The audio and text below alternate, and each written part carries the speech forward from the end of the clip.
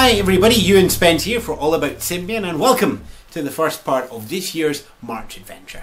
Every year I tend to spend 2 or 3 weeks in America going on various conferences in March, and this year is no different, taking in the Game Developer Conference in San Francisco and the might of South by Southwest, which is in 3 parts: interactive, film and music. Now in previous years, Rafe and Steve and I have sat down and worked out a plan for me to take some new phones and try out stuff on the road. And this year I said, look, going out, what are we doing this year? And they went, it's okay, we have an idea, we'll post it to you. And it arrived this morning. Now, I was thinking it was going to be, I don't know, maybe a Vivaz or a Vivaz Pro, or maybe one of a very early edition of a Symbian Power 3 handset, maybe running off a breadboard and some sort of cardboard box or something, you know, right cutting edge stuff.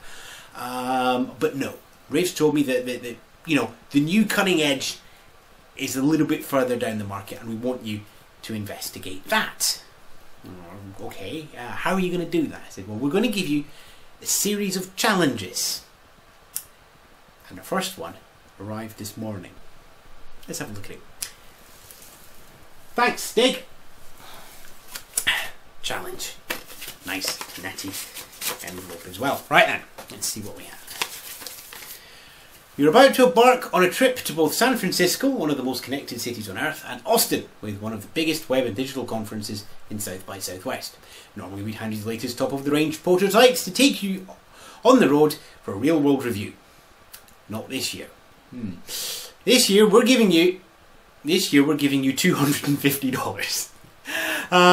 With that, you need to buy your Symbian phone, the SIM card, airtime, data, peripherals, and any third-party applications for your 2 weeks in America for all your mobile activities.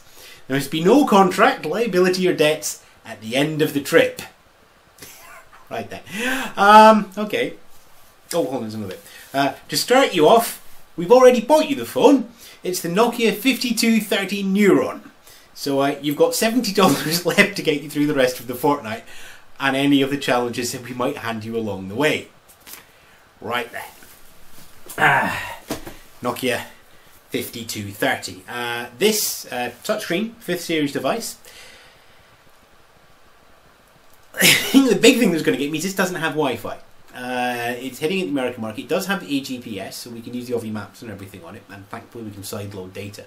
And it does have 3G in there as well. Obviously, we've bought it outright, so it's unlocked. It is available in America at $180 on T-Mobile. It's going to be a week or two away, so I'm guessing that's why we're going to be doing it this way. But yeah, no Wi-Fi.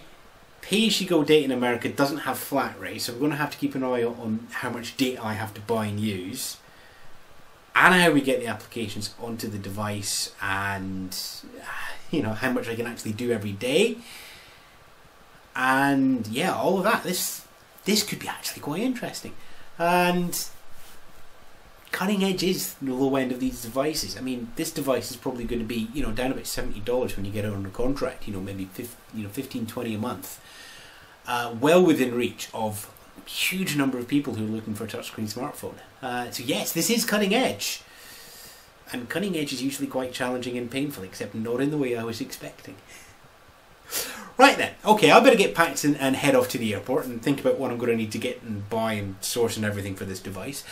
In the meantime, you can leave your comments on what you think of the challenge back at www.allaboutsymbian.com, and well, I'll catch up with you when I get to San Francisco, talk about how we got the device set up, the initial stuff and everything, and I'm now kind of worried what these challenges could be.